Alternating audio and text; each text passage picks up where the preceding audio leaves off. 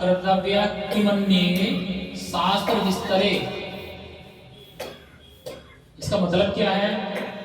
इसका मतलब ये है, अगर हमें भगवत गीता का ज्ञान प्राप्त हो जाए तो हमें किसी भी शास्त्र को पढ़ने की आवश्यकता नहीं है।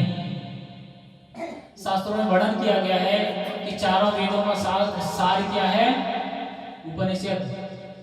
उपनिषदों का सार पुराण, और उन पुराणों का सार भगवान ने दिया है श्रीमद् भगवद गीता के रूप में। यदि कोई भगवद गीता को श्रवण करता है, उसका पाठ करता है और उसको जीवन में उतारता है तो उसको सौभाग्य, शांति, यश अनायास ही प्राप्त हो जाता है। और यहाँ हम लोग जो बैरियानों के भक्त हैं क्या कहते हैं? भगवद गीता नहीं पढ़नी चाहिए, उसका वाचन नहीं करना चाहिए, केवल जब कोई मर रहा है तभी सुनाना चाहिए।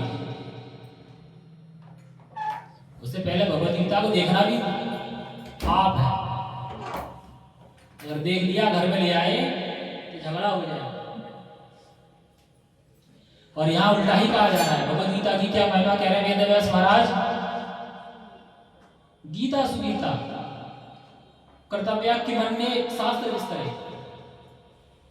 अगर हम इस भगवद गीता को पढ़ लेते हैं और उसको जीवन में उतारना प्रारंभ करते हैं तो हमें अन्य शास्त्रों की आवश्यकता नहीं है।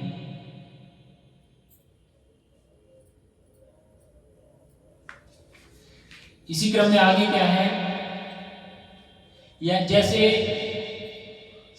चारों वेद, समस्त शास्त्र, उपनिषद और 18 पुराणों का सार क्या है? भगवद गीता है। उसी क्रम में चैतन्य महाप्रभु क्या कहते हैं कि इस धरती पर जितनी पवित्र नदियां हैं वो सारी नदियां कहाँ मिलती हैं? जाकर समुद्र में। उनका गंतव्य क्या होता है? समुद्र होता है। इसका मतलब क्या है? जितने भी तीर्थ हैं सभी तीर्थों का पवित्र जल कहाँ मिला? समुद्र में। इसका मतलब समुद्र क्या हुआ? सभी तीर्थों का सार। वैसे ही श्रीमद् भगवद गीता क्या है? समस्त ग्रंथों का सार है। और हमें समुद्र को साधारण नहीं समझना चाहिए। समुद्र को साधारण नहीं समझना चाहिए। क्यों? क्योंकि समुद्र में समस्त पवित्र नदियों का जल एकत्र होता है। इसलिए समुद्र क्या है? सभी तीर्थों का सार है।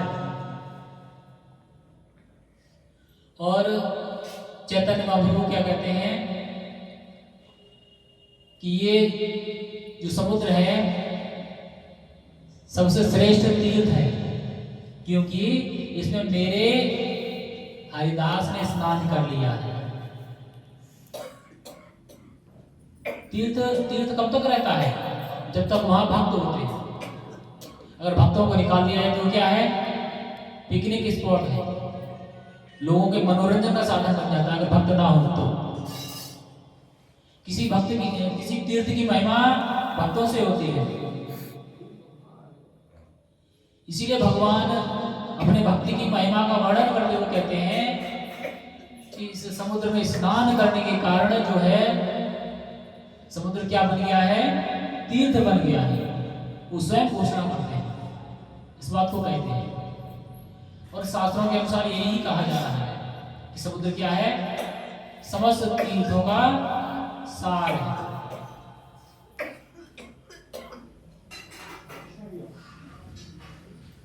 जैसे एक आगे उपमा दी जा रही है गंगा नदी की, भगवद गीता से कैसे उपमा प्रदान की जा रही है? जैसे एक गंगा महारानी जो है उनके अंदर समस्त पापों को नष्ट करने की क्षमता है।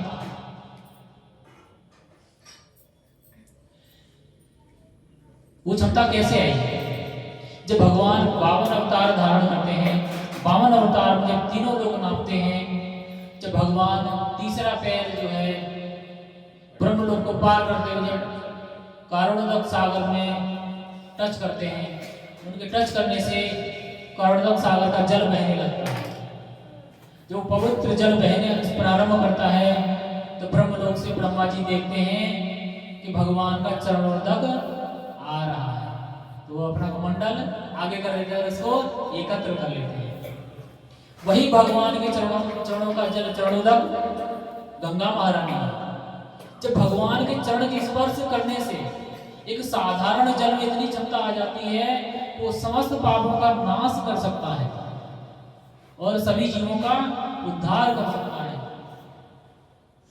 तो आप सोच सकते हैं कि भगवान के चरण के स्पर्श मात्र से किसी के अंदर इतनी क्षमता आ गई तो सभी पापों को नष्ट कर सकता है। तो फिर भगवत गीता भगवान के श्री मुख से प्रकट हुई है। तो जो भगवान के श्री मुख से प्रकट हो उसके अंदर कितनी क्षमता होगी।